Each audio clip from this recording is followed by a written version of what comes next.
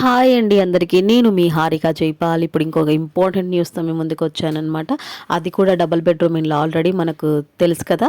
So ఎవరికి hand over చేశారనేది అదే తెలంగాణ హౌసింగ్ కార్పొరేషన్ వాళ్ళకైతే మన ఈ డబుల్ బెడ్రూమ్ ఇల్లు కంప్లీట్ చేసి ఇచ్చే వర్క్ అయితే వాళ్ళకి హ్యాండ్ ఓవర్ చేయడం జరిగింది కదా. ఇప్పుడేంటి న్యూస్ అంటారా?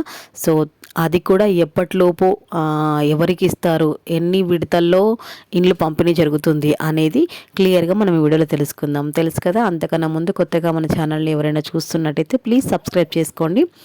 వీడియో నచ్చితే చివరి వరకు చూశాక మర్చిపోకుండా ఒక లైక్ చేసి వెళ్ళండి. మీరు ఇచ్చే ఆ ఒక్క లైక్ నాకు కొంచెం ఎంకరేజ్మెంట్గా ఉంటుంది. అట్ ద సేమ్ టైం ఈ ఇన్ఫర్మేషన్ ఇంకొంతమందికి రీచ్ అవుతుంది. ఓకేనా, లేట్ చేయకుండా మనం మ్యాటర్లోకి వెళ్ళిపోదాం. రాష్ట్రంలో వివిధ దశల్లో ఉన్న 2 పడకల గదుల ఇండ్ల నిర్మాణాలు, లబ్ధిదారుల కేటాయింపులపై హౌసింగ్ శాఖ దృష్టి సారించింది. గత ప్రభుత్వం హయాంలో రాష్ట్రంలో మొత్తం 2.90 లక్షల ఇండ్లను మంజూరు చేశారు. ఇందులో 2.31 లక్షల ఇండ్ల నిర్మాణానికి టెండర్లను పిలిచి పనులు చేపట్టారు. ఇప్పటి వరకు 1.62 లక్షల ఇండ్ల నిర్మాణాలు పూర్తయ్యాయి. ఇందులో 1.46 లక్షల ఇండ్లను లబ్ధిదారులకు కేటాయించారు. మరో 1.54 లక్షల ఇండ్లను లబ్ధిదారులకు ఎంపిక చేయాల్సి ఉంది. సో ఈ ఇండ్లలో కొన్ని ఇప్పటికే నిర్మాణాలు పూర్తి కాగా మరికొన్ని వివిధ దశల్లో పురోగతిలో ఉన్నాయి.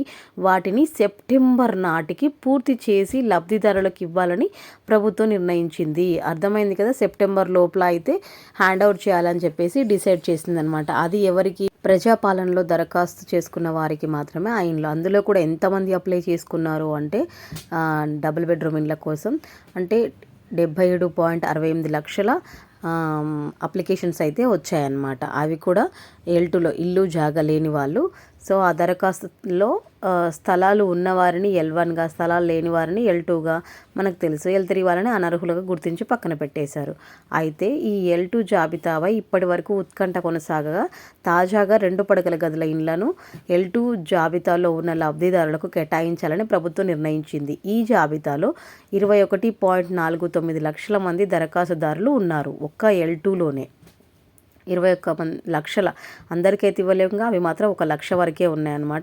సో ఎవరైతే అందులో నిరుపేదలు అర్హులు ఎవరెవరైతే ఉంటారో వాళ్ళకి మాత్రమే ఈ డబుల్ బెడ్రూమ్ ఇండ్లు అయితే ఇస్తారనమాట. సో ఇవి సెప్టెంబర్ నాటికైతే కంప్లీట్ చేసి ఇచ్చే బాధ్యత ఈ హౌసింగ్ శాఖదనమాట, తెలంగాణ హౌసింగ్ కార్పొరేషన్ వాళ్ళది. సో వాళ్ళకి హ్యాండ్ ఓవర్ చేశారు కాబట్టి కంప్లీట్ అయిన తర్వాత మళ్ళీ ఇవ్వడం జరుగుతుంది. మామూలుగా ఇప్పుడు అన్ని డిస్ట్రిక్ట్స్లో ఓన్లీ GHMCనే కాదు, ఇక్కడ గత ప్రభుత్వం హౌసింగ్ శాఖను R&Bలో విలీనం చేసింది.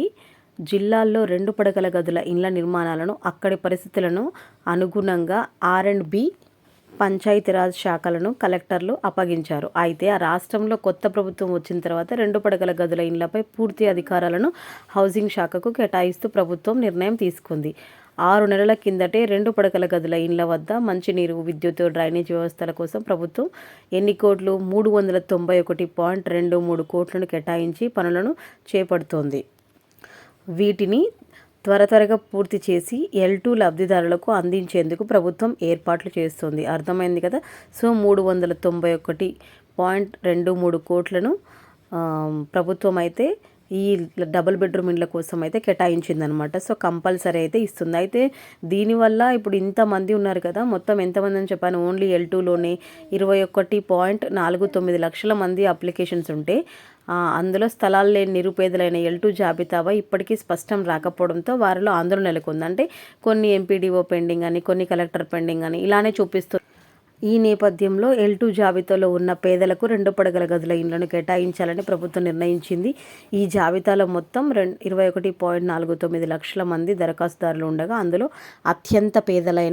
అత్యంత అవసరమైన పేద కుటుంబాలకు ఎంపిక చేసి దశల వారీగా ఇండ్లను అందించేందుకు ఏర్పాట్లు జరుగుతున్నాయి. సో ఈ ప్రాసెస్ మొత్తం సెప్టెంబర్లోగా దశల వారీగా ఇండ్లను అయితే అప్పగించడం జరుగుతుంది. ఆ L2లో ఎవరో అయితే నిరుపేదలు. సో ఇందులో ఏ పొలిటీషియన్ ఇన్వాల్వ్మెంట్ అయితే ఉండదు. ఇది ఒక ప్లస్ పాయింటే అనమాట. సో ఇది మ్యాటర్. వీడియో నచ్చితే మర్చిపోకుండా ఒక లైక్ చేయండి. ఓకేనా. Thank you.